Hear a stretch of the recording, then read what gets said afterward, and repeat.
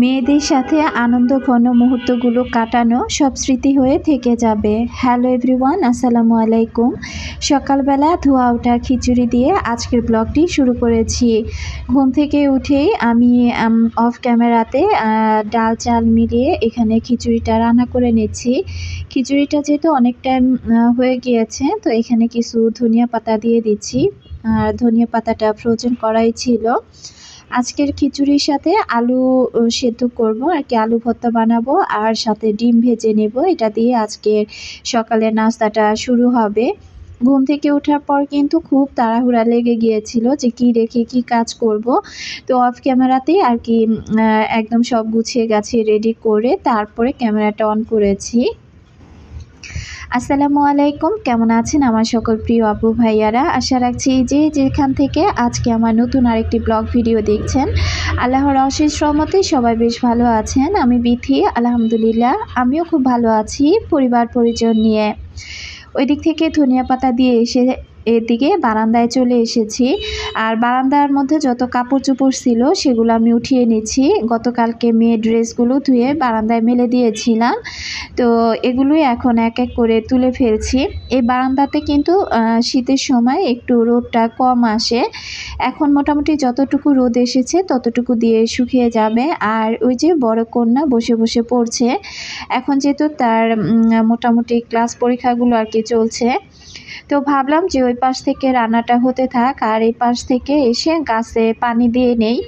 তো শীতের সময় তো ওইভাবে দেখা যায় তেমন একটা পানি দিতে হয় না। একদিন একটু পরিমাণে বেশি পানি দিলে পরের দিন পানি না দিলেও চলে। এখানে সকালবেলা ওই যে খিচুড়ি রান্না করার সময় যে চাল ডাল ধুয়েছিলাম সেই পানিটাই রেখে দিয়েছিলাম। আর সেই পানিটা আমি অল্প অল্প করে আমার সবগুলো গাছে দিয়ে দিচ্ছি। আমার সকল প্রিয় আপু ভাইয়ারা আমার এই যে বারান্দার গাছগুলো দেখতে কিন্তু ভীষণ ভালোবাসেন। তো এই মরিচ গাছটাতে কিন্তু মাশাআল্লাহ ফুল এসেছিল, তবে টবটা পড়ে একেবারে ভেঙে গিয়েছে। টবটা যে চেঞ্জ করব, অন্য একটা টবে যে গাছটা লাগিয়ে দিব সেই সময় বা সুযোগটাই হয়ে উঠছে না। একটা সেকেন্ডের জন্য হাতটা ফ্রি করতে পারি না। আর বিকেল দিকে যতটা টাইম ফ্রি থাকি ততটা সময় আমি নিজেকেই দেই। তখন কিন্তু হাজার কাজ থাকলেও আমার তেমন কোনো কাজ আর করতে ইচ্ছে করে না। আমার কৈলাস গাছটা কিন্তু মাশাআল্লাহ অনেক সুন্দর হয়েছে, একদম ঝাঁকড়া হয়েছে, আবার দেখি যে ফুলও এসেছে। তো আসলে এত প্রচুর পরিমাণে গাছ যতই কমাতে চাই গাছগুলো না আমি কমাতেই পারি না। এর মাঝখানে এসে আমি কিন্তু খিচুড়িটা আর কি পাশের চুলায় বসিয়ে দিয়ে এই চুলাতে আমি আলুটা সেদ্ধ বসিয়ে দিয়েছি।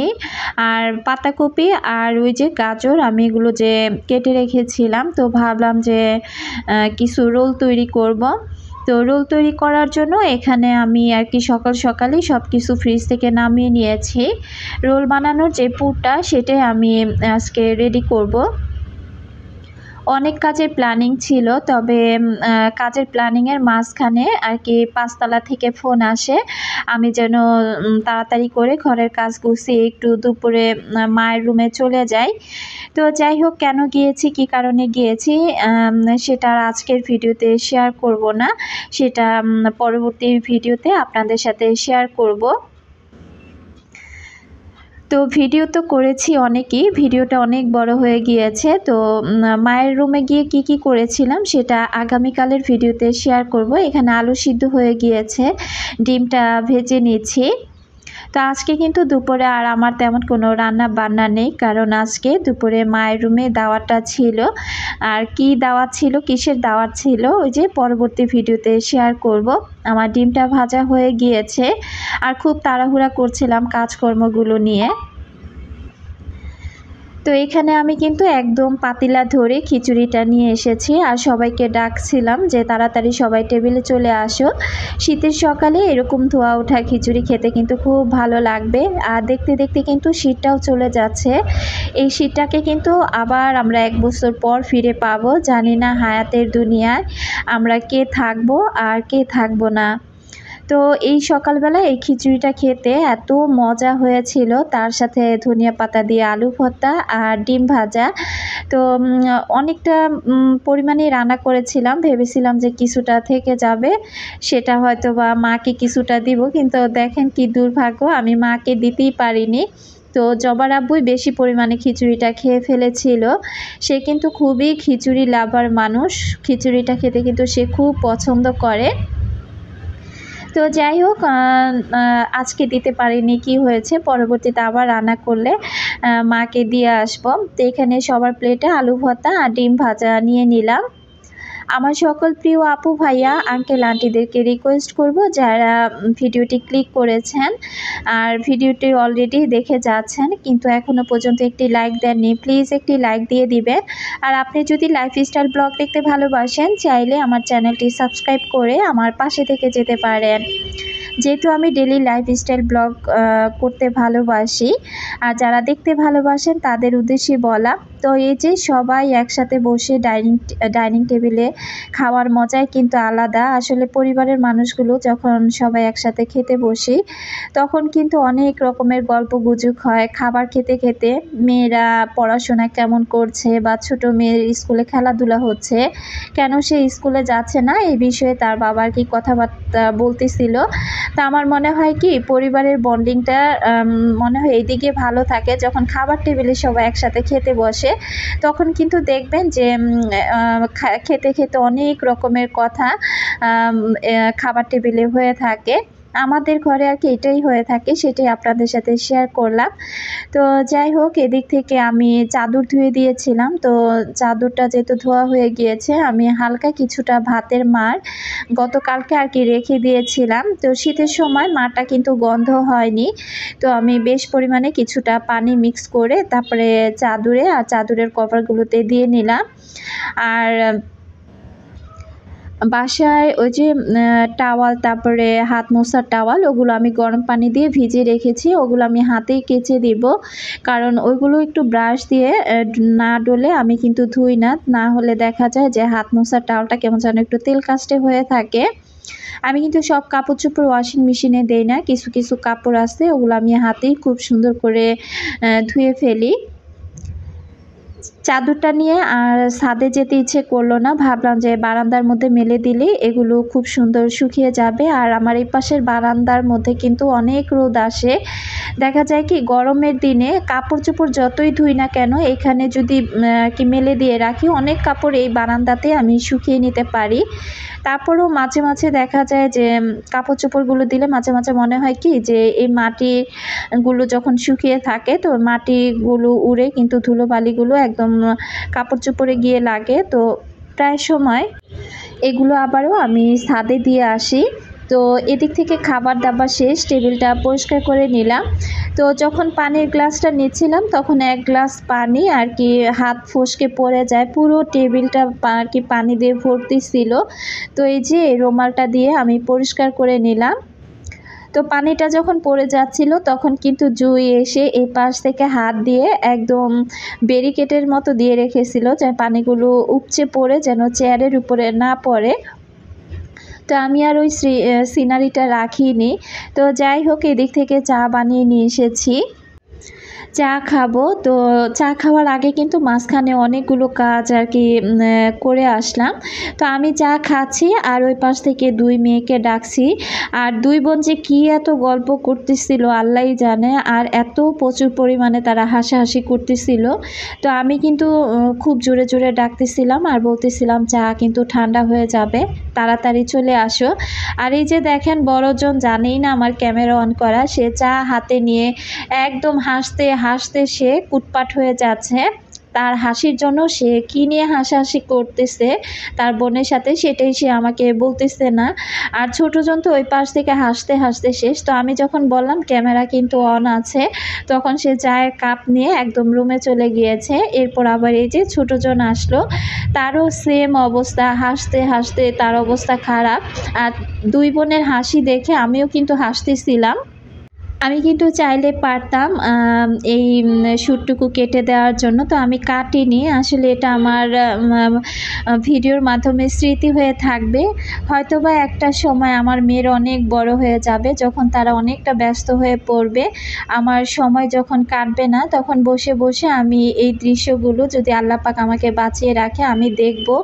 আর আমি সত্যি কথা বলতে আমারও খুব ভালো লাগা কাজ করবে, এই দিনগুলোর কথা খুব মনে পড়বে। ওই স্মৃতিটুকু ধরে রাখার জন্যই আমি ওই ফুটেজটুকু রেখেছি। এপাশ থেকে আমার চা খাওয়া শেষ, তো ভাবলাম যে চায়ের কাপগুলো ধুয়ে ফেলি।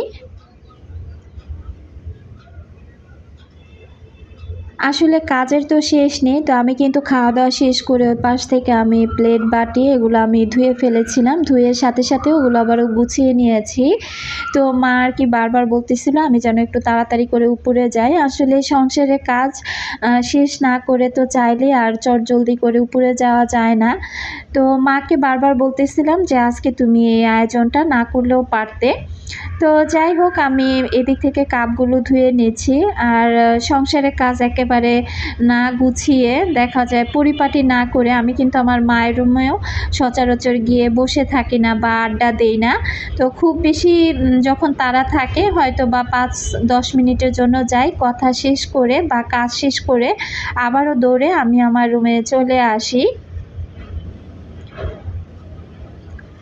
আমার অনেক ভালোবাসার আপুরা কিন্তু আমাকে খুব সুন্দর সুন্দর কমেন্ট করেন, তবে ব্যস্ততার কারণে ওইভাবে আপনাদের কমেন্টগুলো পড়তে পারি না, তার জন্য কিন্তু সত্যি খারাপ লাগা কাজ করে।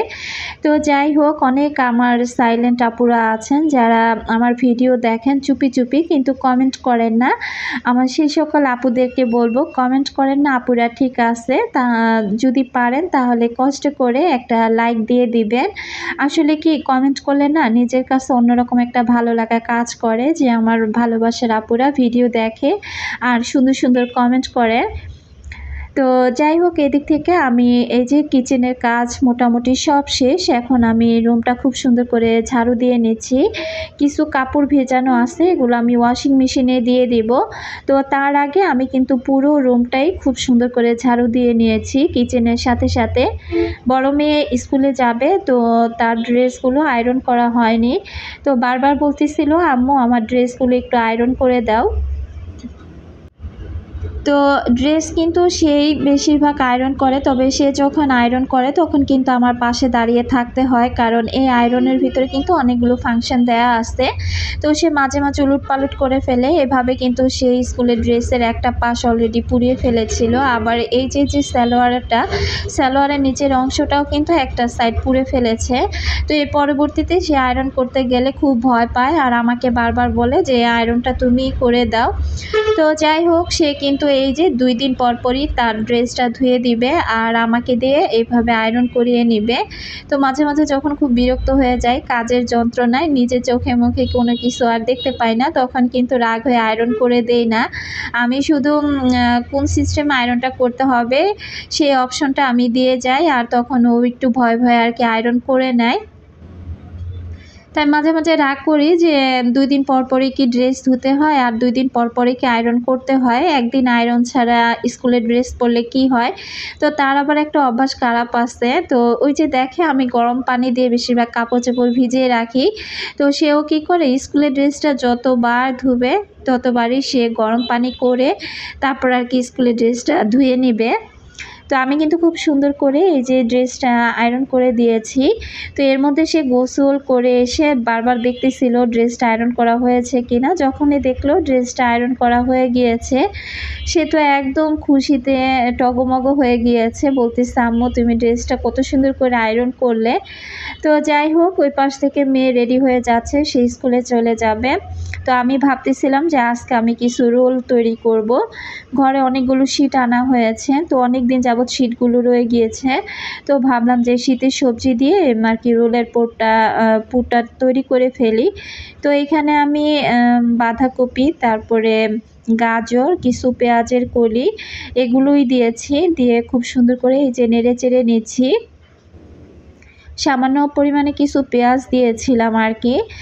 তো দেখা গেল যে একদম অল্প হয়ে গিয়েছে। আর এখানে আমি কিছু মুরগির বুকের মাংস আগে আমি খুব সুন্দর করে একটু আদা রসুন বাটা আর একটু কালো গোলমরিচ আর লবণ দিয়ে একটু তেল দিয়ে খুব ভালো করে সেদ্ধ করে নিয়েছিলাম। সেটাই হাতে একদম ঝুরি ঝুরি মতো করে নিয়েছি, কিছু কাঁচামরিচ দিয়ে দিলাম। আর এখন আমি এই তো খুব সুন্দর করে আবার নেড়ে চেড়ে মাংসটা সবজির সাথে মিশিয়ে নিচ্ছি। এখানে আমি পরিমাণ মতো সয়া সস দিয়ে দিব, চিনি দিয়ে দিব, কালো গোলমরিচের গুঁড়া দিয়ে দিব, আর লবণ তো দিবই। তো সব কিছু দিয়ে কিন্তু আমি পুরটা রেডি করে নিয়েছি। একটা সময় না আমি ঘরে বসে আমি এই ধরনের নাস্তার আইটেমগুলো কিন্তু অনেক বানাতাম। তখন হয়তো ব্লগিং করতাম না, হাতে প্রচুর সময় থাকতো। তো সিঙ্গারা, পুরি বা রোল এগুলো আমি ঘরেই বেশিরভাগ তৈরি করে ছোট থেকে আমি আমার মেয়েদেরকে খাওয়াতাম। বাইরের জিনিসটা কিন্তু আমি খুব কম কিনে খাই, আর তেমন একটা খাওয়াও হয় না। আমার কথা যে অল্প খাবো, তবে স্বাস্থ্যসম্মত খাবারটাই খাবো। তারপরেও কিন্তু বাইরে গেলে বাইরের খাবারটা খেতে বেশি ভালো লাগে।